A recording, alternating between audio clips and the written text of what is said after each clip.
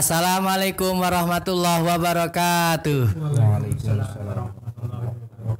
Bismillah, alhamdulillah, wassalatu wassalamu ala rasulillah Sayyidina Muhammad ibn Abdillah wa ala alihi wa ashabihi wa mawalah. Jumpa lagi di acara Pance Podcast Aswaja An-Nahdiyah Creative Entertainment di episode yang insya Allah saat ini lebih menarik dari yang kemarin, karena kita mendatangkan punggawa-punggawa ruqyah yang ada di Kecamatan Lubai Ulu yang mungkin belum dikenal oleh warga Nahdiyat di Lubai Ulu. Sebelum kita mulai podcast pada sore hari ini, terlebih dahulu kami minta untuk para pengurus JRA memperkenalkan diri masing-masing sebelum kita nanti lebih hangat membahas mengenai apa itu ruqyah, apa itu JRA, apa fungsinya di NU dan lain sebagainya. Ya, sambil kita mengantisipasi kalau masyarakat kita masih suka ke dukun-dukun yang enggak jelas. Ini jenengan tugasnya, ini lingkup dakwah jenengan, dan mungkin ada hal-hal menarik yang bisa diceritakan di sini. Monggo terlebih dahulu saya minta perkenalannya dari Mas Ali. Kenalan. Pokoknya nyantai, los, kita ngobrol. Assalamualaikum warahmatullahi wabarakatuh. Waalaikumsalam warahmatullahi wabarakatuh. Ini langsung saja, saya praktisi JRA Lubai Ulu yang bernama Alianto. Alhamdulillah di Lubai Ulu ini sudah ada JRA atau ruqyah. Lihat dari ini ada. Diperkenalkan, nama saya Widodo Haryo Prasetyo. Namanya kejawen, Panggilannya Mas Wid. panggilannya Mas Wid. Nggih. Nah, alhamdulillah kami ikut bergabung dalam Jam'iyah Ruqyah Aswaja pada tahun 2020. Oke, mungkin lanjut. Kang Muhammad NU. Saya nama asli Sudaryanto, praktisi JRA. Nama alias Muhammad NU itu nama yang sangat bagus disematkan oleh Ketua MBC. Mungkin itu akan dibahas lebih lanjut nanti masalah JRA. Saya kembalikan kepada moderator. Baik, terima kasih. Itulah pemirsa di antara perwakilan daripada kepengurusan JRA yang ada di Lubai Ulu. Namun ngomong-ngomong niki Mas Wid, sambil mic-nya dipegang, mungkin saya pertama kali mau bertanya ke jenengan.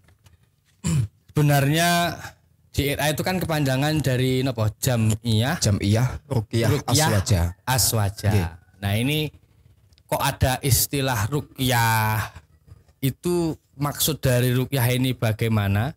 Mungkin bisa dipaparkan kepada kami selaku warga Nahdiyat. Maksud dari ruqyah dan hukumnya ruqyah itu bagaimana? Dan bedanya apa ruqyah kita dengan ruqyah yang lain? Ya, monggo. Bismillahirrahmanirrahim. Terima kasih atas waktu, atas kesempatannya yang disampaikan kepada kami. Jadi sebagaimana yang beliau tanyakan tadi mungkin menjadi pertanyaan bagi kita semua, khususnya warga Nahdiyin yang mungkin sedikit kurang akrab dengan istilah ruqyah, ngoten nggih. Yeah. Karena sejauh Apalagi ini JRA. JRA. Karena sejauh ini mungkin istilah ruqyah itu lebih dipopulerkan oleh kalangan di luar NU. Minhum. Nggih. Nggih, Ngoten. nggih. Nah, jadi hadirnya JRA tentu menjawab pertanyaan-pertanyaan tentang ruqyah sebagaimana menjadi metode berobat ala Nabi dengan wasilah Al-Quran. Nah, jadi ketika kita tinjau pengertian ruqyah secara umum sendiri, di sini kami mengutip pendapat beliau Al-Hafidz Ibnu Hajar Al-Asqalani. Beliau mengatakan bahwa ar-ruqyah kalamun yustashwa bihi min kulli arid, bahwa yang dimaksud ruqyah itu adalah ucapan-ucapan atau kalimat-kalimat yang dengannya digunakan untuk meminta kesembuhan dalam segala bentuk penyakit. Secara umum pengertian ruqyah bisa adalah bacaan-bacaan yang dengan bacaan tersebut meminta kepada Allah agar penyakitnya diangkat, begitu. Nggih. Itu berarti tidak harus berupa bacaan ayat Al-Qur'an kalau begitu nggih. Nah, nanti kita sambung. Oh, ngaten nggih, monggo. Nah, sekarang jadi sebenarnya nopo ruqyah itu hanya istilah yang dipakai dalam membahasakan metode berobat dengan wasilah membaca doa-doa atau ayat-ayat tertentu. Secara umum ruqyah itu sendiri mungkin sering kita istilahkan kalau bahasa kita mungkin suwuk. Suwuk nggih. Bahasanya Kang Ali mungkin jampi-jampi ngoten nggih. Nggih. Jadi secara umum ya ruqyah itu adalah berwasilah dengan membaca bacaan-bacaan tertentu, kalimat-kalimat tertentu yang diharapkan dengan bacaan-bacaan tersebut dapat mendatangkan kesembuhan atas izin Allah. Oh, begitu. Nggih. Nah, kemudian sebenarnya ruqyah itu sendiri sudah dikenal sebelum era Islam itu sendiri ngoten. Jadi sebelum era Kanjeng Nabi ruqyah itu sudah ada. Oh, begitu. Jadi bahasa ruqyah itu sudah populer sebelum Nabi Muhammad SAW diutus. Nah, itu mungkin bisa menarik itu Ustaz, mungkin bisa dijelaskan. Oleh karena itu dalam Islam sendiri mungkin yang sampai saat ini juga menjadi perdebatan tentang hukum ruqyah itu sendiri. Karena mula-mula Kanjeng Nabi pernah menegaskan bahwa ruqyah itu adalah berhukum syirik. Nah, di sini kami sebutkan bahwasanya Kanjeng Nabi ngendiko, ini hadis dari Ibnu Mas'ud diriwayatkan oleh Imam Abu Dawud dan Imam Ahmad bahwa innar ruqa wat tamaim wat tilawah syirkun wat tiwalah syirkun. Jadi saya ulangi lagi, innar ruqa wat tamaima wat tiwalah syirkun. Sesungguhnya ruqyah atau jampi-jampi, azimat, kemudian pelet itu adalah termasuk syirik. Nggih. Itu berarti jenengan pelaku syirik no. Nah, itu kan kita mungkin bisa dijelaskan lagi Pak Ustadz.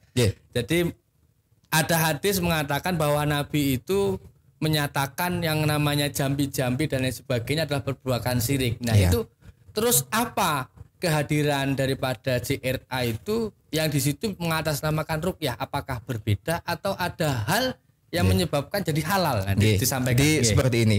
Jadi yang saya sampaikan tadi adalah kaitannya tentang bahwa ruqyah itu sendiri adalah istilah yang sudah dikenal sebelum Islam itu datang. Oh, ngaten. Artinya berarti kalau boleh dipahami ya, ruqyah sebelum Kanjeng Nabi Muhammad itu muatannya bermuatan syirik.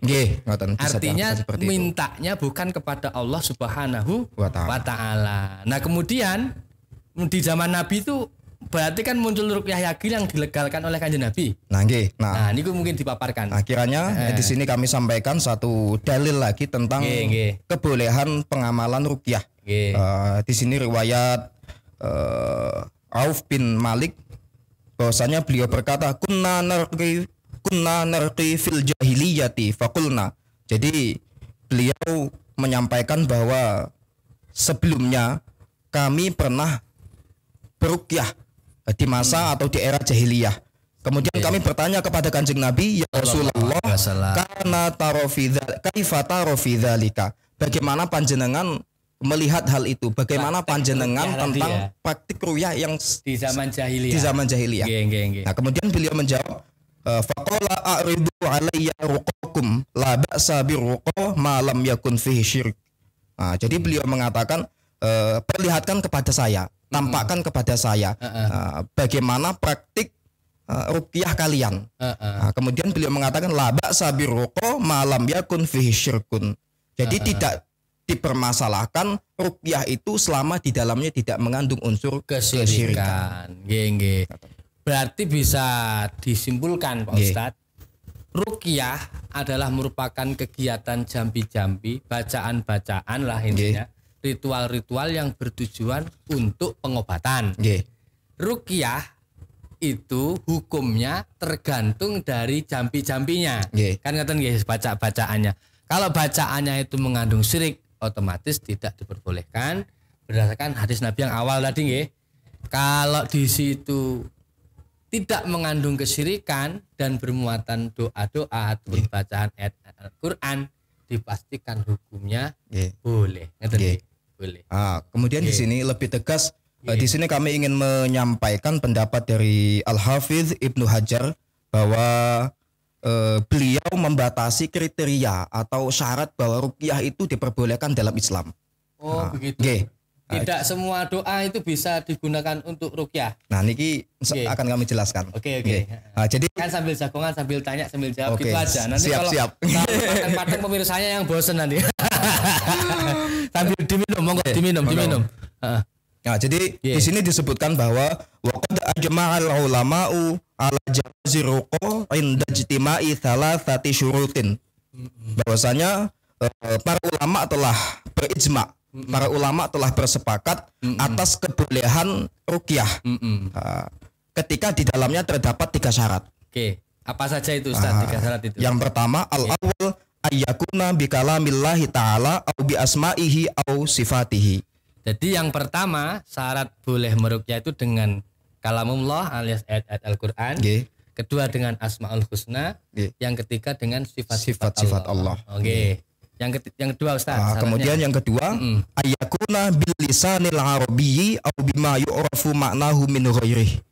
Yang kedua syaratnya berarti dia harus berbahasa Arab Atau berbahasa selain Arab yang bisa dipahami maknanya. atau selain Arab yang penting maknanya bisa dipahami begitu Oke, nggih? asal nggak pakai Oh, simsalabim jadi apa? gabrak. Nggih. Yang ketiga Ustaz. Kemudian yang ketiga ayyataqida anna ruqyah la tu'tharu bidzatiha bal bidzatillahi ta'ala. Ini yang paling penting. Ini yang paling pokok nggih, Nggih. karena berkaitan dengan akidah Ahlussunnah wal Jamaah. Syarat yang ketiga, kita tidak boleh meyakini bahwa bacaan itulah yang menjadikan sembuh, tetapi keyakinan kita tetap yang menyembuhkan adalah Allah Subhanahu wa taala. Oke. Itu tadi bisa saya simpulkan hukum ruqyah boleh gitu selagi tidak mengandung kesyirikan secara global. Namun Ibnu Hajar lebih mengetatkan lagi dengan 3 syarat. Nggih. Yang pertama terdiri dari kalamullah Nggih. atau asmaul husna Nggih. atau sifat-sifat Allah. Yang kedua apa tadi Ustaz? Yang kedua harus bisa dipahami maknanya. Nggih. Baik itu bahasa Arab atau bahasa selain Selain Arab. Arab. Berarti kocok carane kae nek Jawa kae enek kan otot tuntum balun tuntun Mario kersane Gusti Allah la haula wala quwata illa billah puk.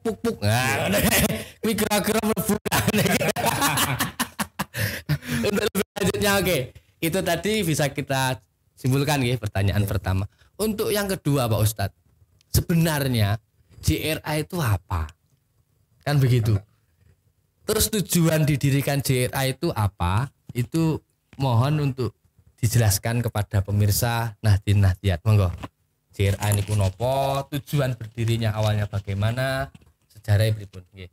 Ya, terima kasih. JRA itu artinya Jam'iyah Ruqyah Aswaja. Lah jamiah itu artinya apa jamiah? Jamiah itu artinya apa? Oh soalnya itu bahasa Arab.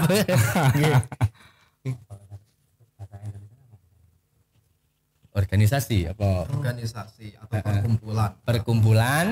Ya, Jam'iyah itu artinya organisasi atau perkumpulan. Ya artinya suara. Ruqyah itu artinya subuh.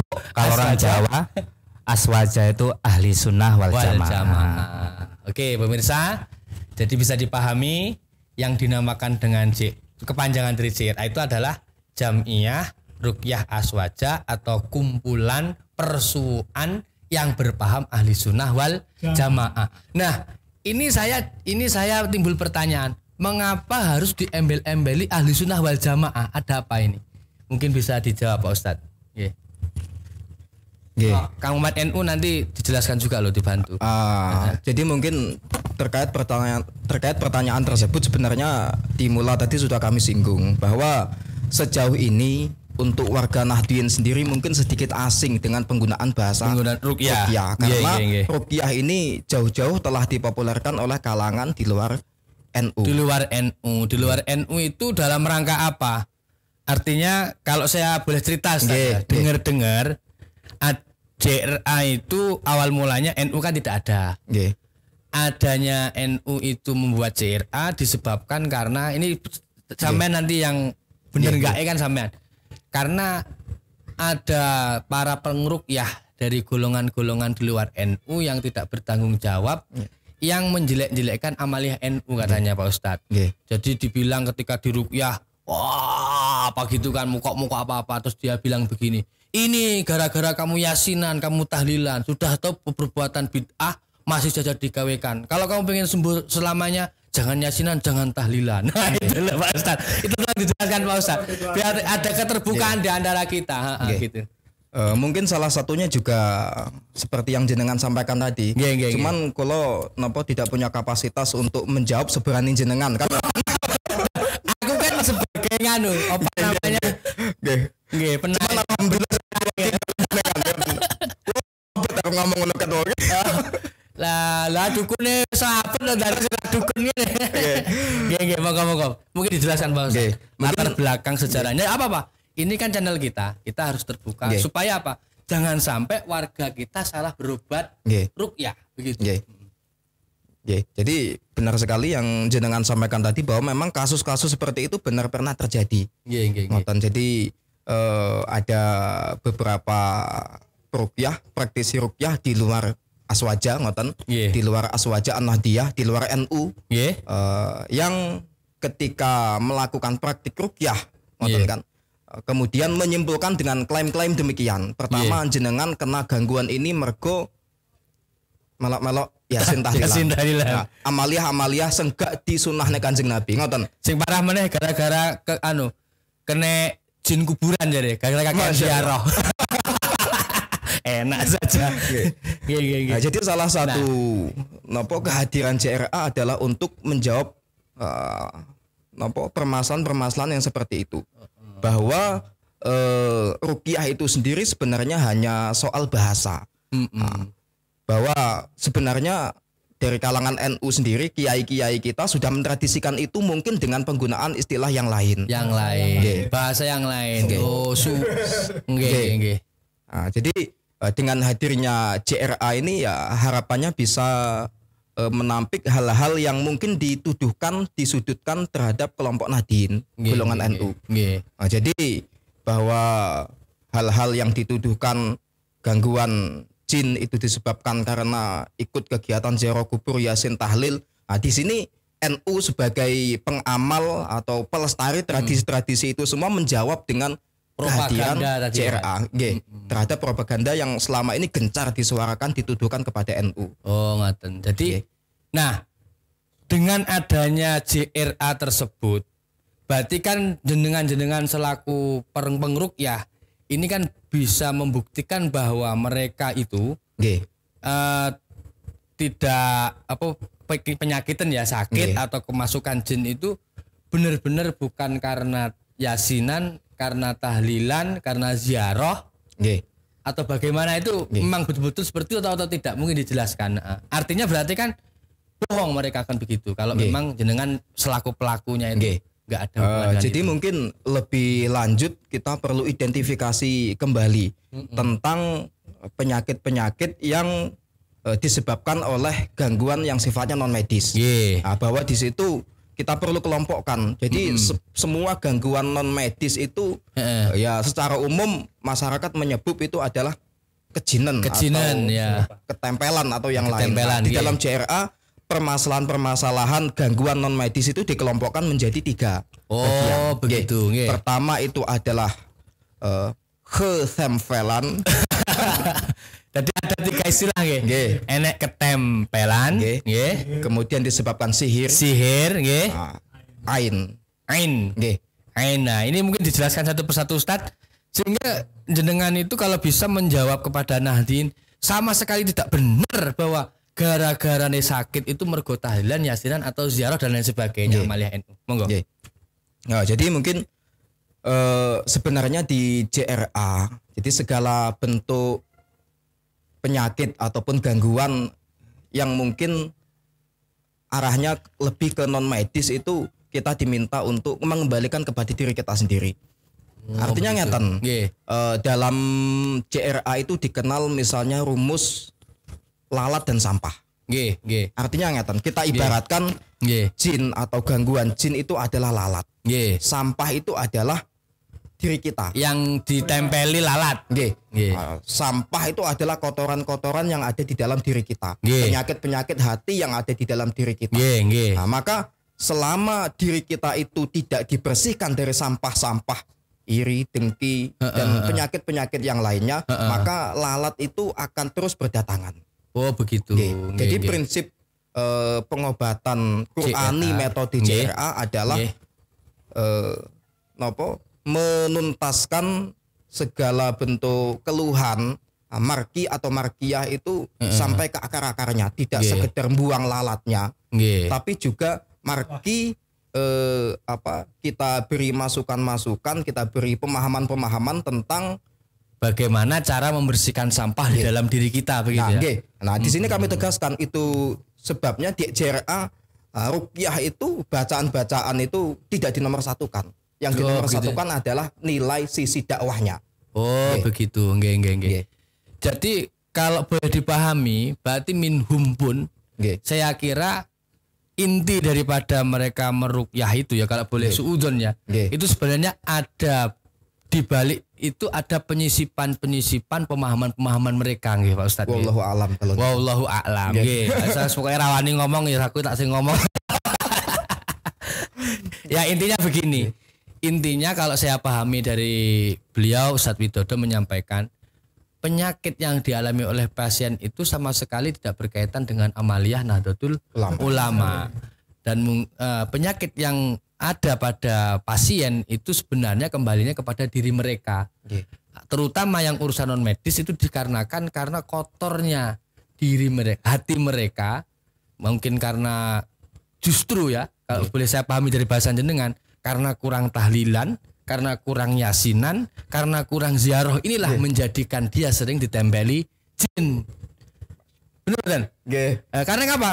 Yang namanya yasinan itu kan bacaan Al-Qur'an. Jelas Al-Qur'an itu syifa, membersihkan hati. Yang namanya tahlil itu zikir. Ala bidzikrillah tatmainnul qulub. Berzikir itu membersihkan hati. Yang namanya ziarah itu adalah zikrul maut, mengingat kepada mati. Orang kalau ingat mati pasti pinginnya ngibadah. Kalau pinginnya ibadah berarti hatinya sudah beneh. Kalau hatinya beneh, hatinya bersih dikarenakan bacaan yasin tahlil, mana mungkin penyakitnya itu gara-gara yasinan, tahlilan atau ziarah. Susu dengan adanya ruqyah aswaja ini sekaligus menjawab propaganda minhum yang tidak bertanggung jawab yang mengatakan bahwa yasinan, tahlilan, ziarah dan amal NU lainnya itu yang menjadikan dikena izin, tapi sama sekali tidak. Karena kalau dari bahasa Pak Widodo tadi, JRA itu lebih diibaratkan tadi ibarat jinnya lalat, lelembute lalat, orangnya itu, wadahnya itu sampah, apa yang sedang kotor, ada sampah. Jadi wajar terus lalat ning gone sampah. Ya. Makane saran kula pasien-pasien niku nek iso ya aja gur ning dokter tok. Diruqyah sekaligus mulai. Monggo dijogo amaliyah NU. Baik, terima kasih. Kira-kira jawaban dari Mas Widodo seperti itu. Sekarang saya minta ke Kang Muhammad NU sekarang.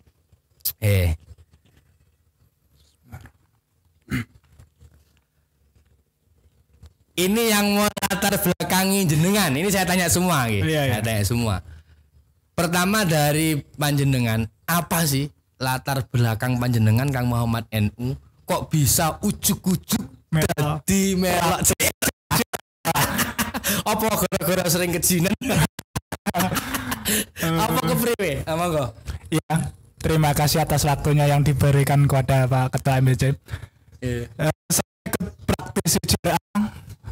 Ini salah satu panggilan hati juga. Selain itu juga di dalam hatinya memanggil apa hatinya dipanggil? Hatinya dipanggil. Nggih. Pribadi saya mengalami dulu kena sihir. Jenengan pernah disihir? Ya, disihir tingkat provinsi.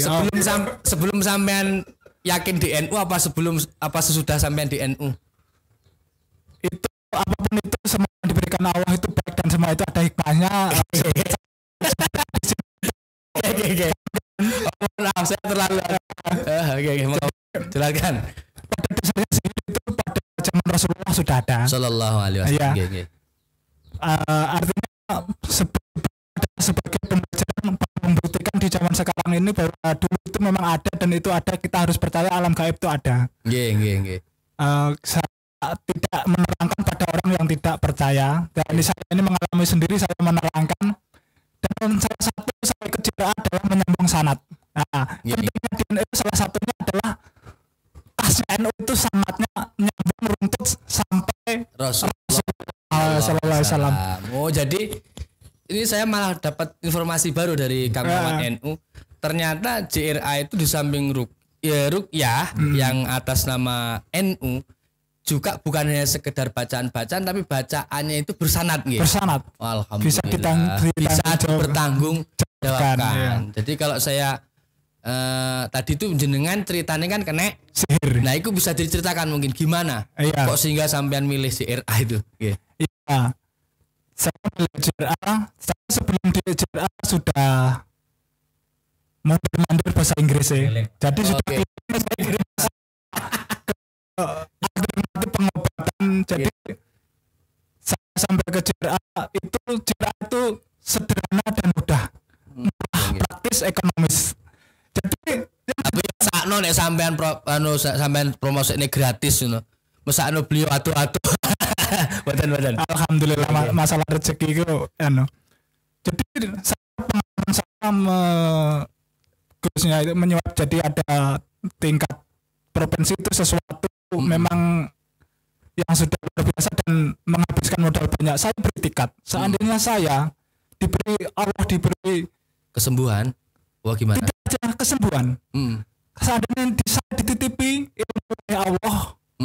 Kalau ada teman-teman kita yang merasakan hal-hal seperti saya ingin apa yang dirasakan kawan-kawan itu jangan sampai menghabiskan biaya banyak. Oh, hal seperti itu tidak perlu menghabiskan biaya jutaan. Oh, ibadah ikhlas tanpa menarik. Berarti satu, alasan jenengan masuk JRA karena bersanad. Ya. Dua, harapannya dengan masuk JRA bisa menorong warga Nahdliyin dan Nahdliyat untuk berobat tanpa menghabiskan biaya yang banyak. No, pemirsa, dengarkan, beliau sudah berikhrar sendiri untuk mewakafkan dirinya untuk menjadi pengobat yang tanpa biaya. Maksudnya biayanya nggak besar-besar ya. Sakno aku udah sampean gratis nih. Paling ya tuku bensin karo apa lah ya. Karena gue oleh-oleh anak ini ngomah.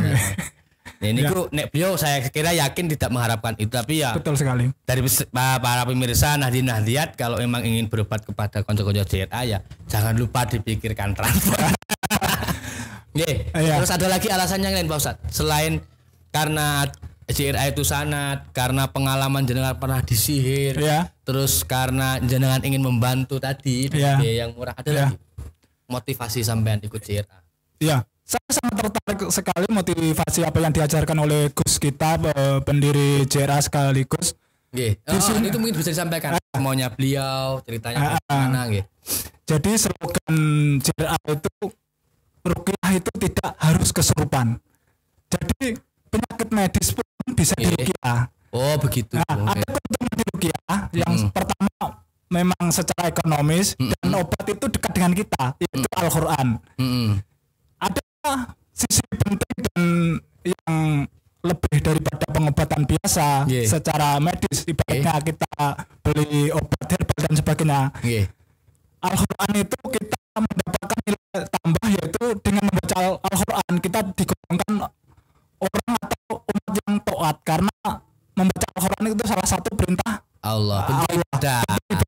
Jadi samping maca niku yo ibadah, yo kanggo ngobati awak, dan juga murah meriah, dan juga ternyata JRA selokannya tadi ruqyah tidak harus nunggu kesurupan. Artinya cara bahasane kedokteran iku kan enek istilah mengobati, enek istilah menjaga kesehatan. Jadi mungkin dengan ruqyah itu orang yang sehat pun tidak masalah berarti beruqyah ya, dalam rangka untuk menjaga kesehatan, terutama kesehatan hati kan bahasanya kayak tombo hati ono 5 sak warnane, kaping 3 maca Al-Qur'an, angen-angen sak maknane, kaping 7 nih kok nggih. Itu saja ya. Coba dari Mas Widodo mungkin. Terima kasih kepada Muhammad NU. Alasan jenengan masuk JRA pripun?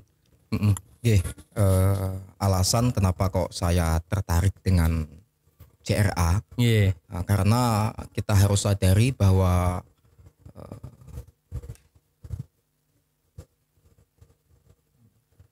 Pripun? kita harus sadari bahwa permasalahan tentang sesuatu sing gaib di tengah masyarakat kita itu ya banyak terjadi. Gitu. Dados, Nggih. kita sadar bahwa kita ada peluang untuk dakwah di sana. Oh, berarti penekanan jenengan masuk JRA itu karena ada panggilan dakwah. Nggih. Oh, ngaten nggih. Karena nggih nun sewu kadang dakwah itu akan lebih mengena ketika orang yang didakwah itu merasa tertolong, terselesaikan dari masalah yang dihadapi. Betul. Dibanding kita kowar-kowar, ayo sholat, ayo yasinan, ayo salam. Nggih. Jadi memang harus kita akui bahwa ada peluang dakwah kita di sana. Artinya memang warga NU dan ini juga tradisi ulama-ulama kita terdahulu. Beliau juga mengamalkan amalan-amalan wirid-wirid tertentu yang tidak heran zaman dulu apapun masalahnya kiai kampung itu solusi utama. Nggih. Artinya dengan JRA ini bagaimana kiai itu ya seperti dulu. Jadi solusi utama bagi masyarakat baik itu urusan permasalahan agama bahkan urusan masalah kesehatan. Sebenarnya lebih ditekankan kepada sisi dakwah yang kita bisa masuk ke sana.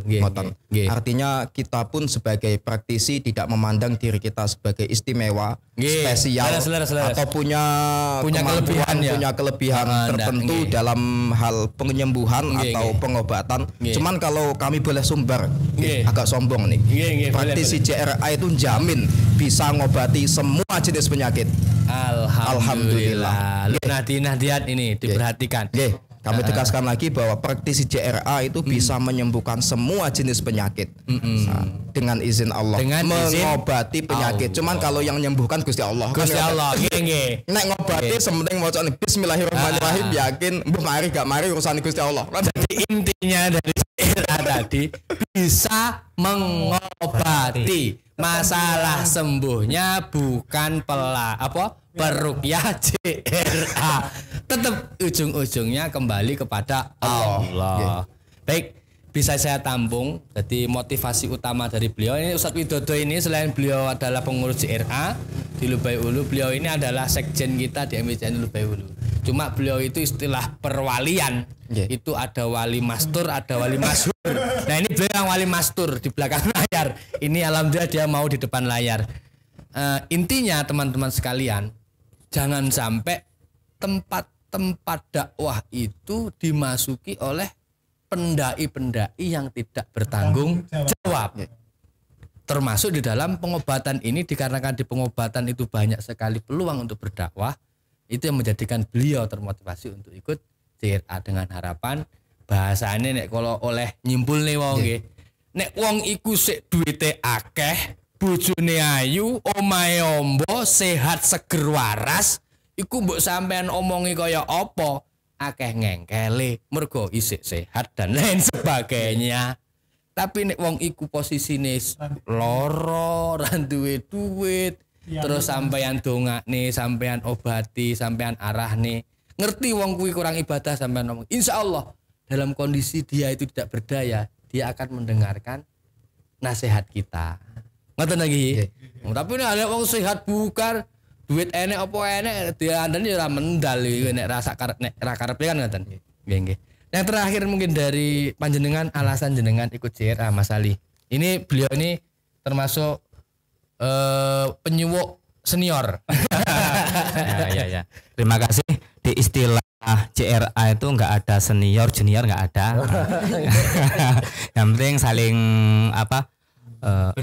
bersama-sama berjuang, berdakwah, karena JRA ini termasuk di NU itu LDNU ya, Lembaga Dakwah Nahdlatul Ulama. Berarti JRA itu kalau runtutannya itu di bawah di bawah LDNU nggih. Nggih. Lanjut. Oke, kami sebagai JRA dengan kawan-kawan sahabat-sahabat kami di Lubai Ulu ini, kami mohon seluruh warga NU, mari kita bersama-sama berobat dengan Al-Quran. Karena kalau berobat dengan Al-Quran, sembuh nggak sembuh, kita dapat pahala. Nilai ibadah. Nilai ibadah. Kalau kita berobat ke dokter, sembuh nggak sembuh, bayar. Sembuh nggak perlu ngetok nih biaya. Oke. Minimal nek cara nggo BPJS minimal ngetok nih biaya bensin. Nggih. Lebih spesifiknya, awal-awal jenengan mengenal JRA, terus motivasi jenengan niku napa? Apa jenengan sering diparani jin apa piye? Oh iya, terima kasih. Awal-awal saya jadi JRA ini sama sekali nggak ada minatan, nggak ada minatan sama sekali. Karena alhamdulillah kiai saya, MBC saya, Bapak Yai Ustadz Alfianur Rohim, yang ada di depan kita ini, yang apa? Mengojok-ngojoknya apa tuh bahasa Inggrisnya itu? Saya ngapusi. Ya Allah. Ya fakir apa kan kelemelan ya. Alhamdulillah alhasil kami bisa berangkat ke Lawang Kidul Morainim. Tapi setelah jenengan oke lah, motivasinya gara-gara tak apusi bahasanya gara-gara tak kelembu itu kelemangkan. Tapi gini, selama jenengan ikut di JRA ini, tentu kan banyak hal-hal yang membuat jenengan itu semakin yakin dalam berdakwah di dunia JRA. Nopo itu bisa disampaikan kepada Nahdien yang mungkin ingin bergabung dengan konco-konco kabeh. Ya, monggo. Dari JRA inilah alhamdulillah keyakinan saya menambah. Yang dulunya nggak tahu apa-apa, sekarang alhamdulillah tahu. Masalah gangguan medis non medis itu pasti ada. Jadi kami tegaskan ke seluruh warga NU,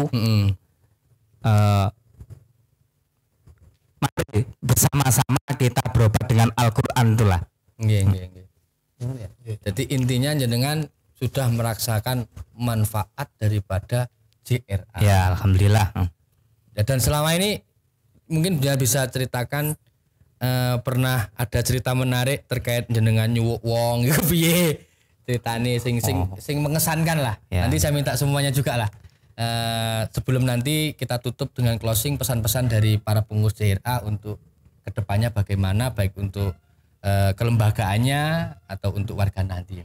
Kesan pesannya sekarang masuk di JRA ngalami wong obati kaya apa sing sampean berkesan, monggo. Alhamdulillah kami setiap mengadakan ruqyah massal di daerah-daerah lain itu kadang margi orang yang diruqyah itu macam-macam bentuknya.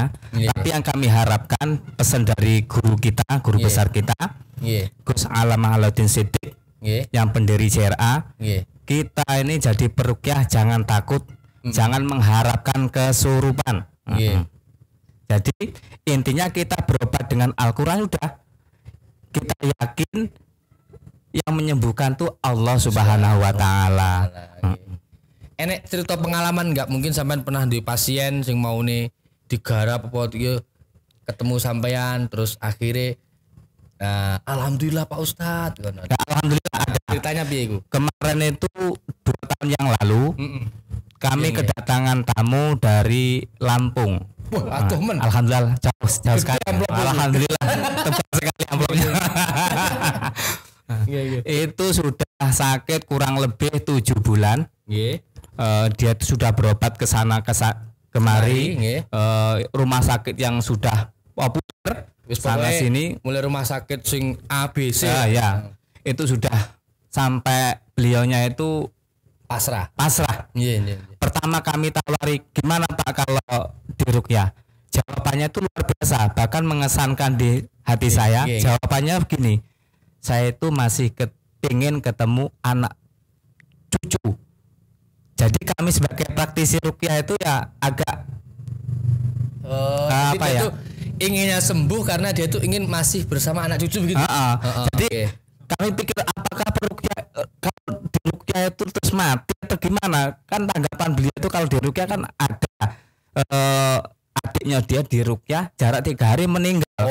Makanya dia takut diruqyah. Jadi dia itu mula-mulanya nggak mau diruqyah karena pahaman dia ruqyah itu mempercepat kematian.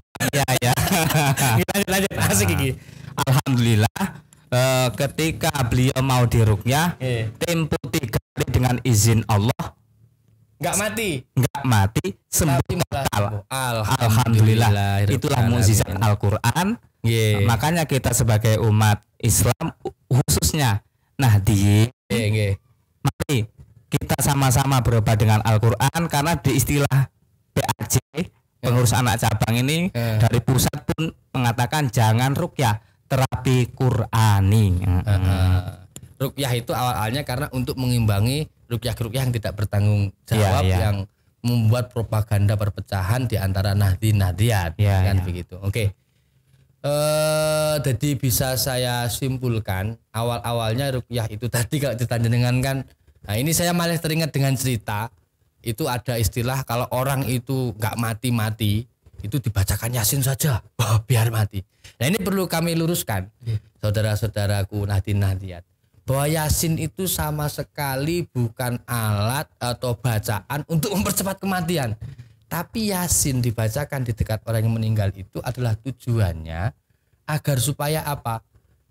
Dari barokahnya Yasin, kalau memang di situ ada hal-hal yang menghambat dia, itu oleh Allah dihilangkan menghambatnya. Kalau memang dia itu panjang umur, jatuh panjang umur, jangan disembuhkan, begitu loh. Jadi Yasin itu bukan sama sekali bacaan untuk mempercepat orang meninggal. Tapi dengan wasilah Yasin itulah, Yasin ini merupakan salah satu wasilah untuk kesembuhan atau keringanan rasa sakit sakaratul maut. Ya. Dan ini belum 2 nih, belum ini. Gimana? Kesimpulan. Pada pengalaman yang mungkin disampaikan monggo. Azan. Kalau azan nanti kan kita ikut pendapat mazhab ulama yang mengatakan mikrofon tidak muktabar, sehingga kita tidak perlu menjawab. Kan dalam azan itu ada 2 ya, ulama berpendapat. Satu mengatakan mikrofon itu muktabar, berarti kita harus diam menjawab. Satu mengatakan mikrofon tidak muktabar. Kali ini karena waktunya darurat, kita ikut pendapat ulama yang mengatakan mikrofon tidak muktabar sehingga dilanjutkan monggo. Jadi anggap aja dia seolah-olah enggak kerumadan. Nggih, karena enggak dimuktabar tadi nggih. Nggih. Jadi terkait dengan pengalaman saya mungkin enggak mau jauh-jauh. Nah, beliau mungkin sempat disinggung tadi. Beliau juga pelaku yang pernah ngalami, termasuk diantaranya adalah gangguan sihir. Jadi pasien yang jenengan iki, Din. Jadi alhamdulillah. Jadi berkat barokah dakwah JRA saat ini beliau ini kader NU militan. Alhamdulillah. Sudah kader PKB juga. Anda panjenengan Kang Muhammad NU mungkin ada pengalaman yang bisa diceritakan? Ya, pengalaman saya setelah ikut JRA ini yang mengesankan ada. Jadi kita dikedepankan secara akidah dibangun yang sebenarnya. Dulu pada dasarnya saya termasuk hobi dan pernah kesana kemari masalah urusan persubuhan. Dan di titik JRA ini saya menemukan insya Allah pas apa yang dinamakan kita tuh hanya pesan Pak Mbah guru-guru saya dulu juga pernah kita itu hanya bertawakal kepada Allah. Jadi di JRA ini Al-Quran itu sebagai jilah dan kita dibangun akidah hanya meminta kepada Allah. Itu inilah ya, semuanya atas kehendak Allah. Oke. Jadi mungkin yang untuk closing kita, mungkin sebelum saya closing ada pesan untuk pengurus-pengurus. Mungkin dari kami menutup pembicaraan pada kali ini bahwasanya JRA keberadaannya adalah sayap dakwah lembaga dakwah NU. Artinya JRA itu adalah bagian dari NU. Nggih. Bahkan beliau muji CRA Gus Alamah Alauddin Siddiqi adalah ketua angkatan pertama kader PKPNU di Jombang. Oh, Masya Nggih. Allah. Jadi mungkin semangat beliau Nahdahnya, ber-NU nggih. Untuk membangkitkan NU-nya tinggi. yang kemudian melahirkan Jam'iyah Ruqyah Aswaja ini yang mula-mula hanya merupakan bagian dari kegiatan yang ada di pesantren beliau. Kemudian meluas ke daerah sekitar Jawa sampai sekarang alhamdulillah kita yang ada di Sumatera bisa ikut bergabung dalam Jam'iyah Ruqyah Aswaja. Artinya semangat yang ada di JRA itu sendiri tidak lepas dari semangat kita ber-NU. Alhamdulillah. Itu yang pertama yang ingin kami sampaikan. Kemudian yang kedua bahwa di JRA itu sangat menekankan sisi ketauhidan. Bagaimana seorang praktisi ruqyah itu sebelum dikenalkan tentang metode-metode ruqyah, terlebih dulu dikenalkan tentang 99 prinsip yang ada di JRA yang bagian-bagian pertama itu adalah syarat tentang nilai-nilai ketauhidan. Bahwasanya ahli sunnah wal jamaah. Bahwasanya kita dalam hal meruqyah, dalam hal ikhtiar mencari kesembuhan melalui Al-Qur'an, tidak boleh menggantungkan kepada ayat yang kita baca, lebih-lebih diri kita sendiri. Artinya segala sesuatunya tugas kita adalah berdakwah, tugas kita adalah berikhtiar. Hasil sembuh tidak sembuhnya bukan urusan kita, bukan menjadi wewenang kita, biarlah menjadi kuasa Allah Subhanahu wa taala. Niku mungkin sisi yang sangat menarik yang mungkin belum saya pahami tentang dunia persukan sebelum masuk di JRA. Artinya kebanyakan ya namanya ruqyah berobat itu yang dikedepankan adalah bagaimana mencari sembuh, mengobati ikhtiar A, B, C sampai Z, melupakan sesuatu yang sebenarnya prinsip yang utama bahwa kesembuhan itu adalah datang dari Allah Subhanahu wa taala. Jadi beban menjadi praktisi JRA mungkin ya bisa dikatakan beban atau tanggung jawab itu ya berat sekali. Artinya pertama, ketika nambani dilalah mari itu bahaya, ujub, riak, pinter-pinter njogo ati ya. Takabur. Ketika nambani dilalah gak mari, mamang dengan Al-Qur'an, lebih-lebih mamang dengan Gusti Allah. Naudzubillah. Nah niku. Jadi memang praktisi JRA itu ya itu tadi kami sebutkan bahwa mula-mula yang harus dibangun adalah sisi ketauhidan kita. Bagaimana kita gantung total sepenuhnya iktimat kepada Allah Subhanahu wa taala. Jadi makanya slogan kita mari gak mari sementing nyuwuk. Mari gak mari sementing ngobati, mari gak mari sementing nyuwuk. Sing marekne mung Gusti Allah. Baik, terima kasih. Bisa saya simpulkan bahwa sangat besar sekali kita itu untuk mengikuti daripada JRA. Kalau melihat seperti ini kan, ternyata bukan hanya sekedar masalah menyuk, tapi kita dilatih untuk bertauhid dengan sebenar-benarnya bertauhid, bertawakal. Baik, pemirsa Nahdien dimanapun Anda berada, tadi seperti yang dipesankan oleh beliau-beliau, ayo konco-konco yang punya keinginan untuk bisa suwuk menyuwuk, silahkan bergabung dengan Pak Ustadz Ali, Ustadz Widodo, Ustadz Muhammad NU. Nah ini beliau-beliau insya Allah akan dengan sangat senang hati untuk menerima panjenengan sebagai gabung menjadi tim anggota JRA. Karena di Lubai Ulu ini berapa? Masih berapa? Masih berapa? 17? Sekitar 17.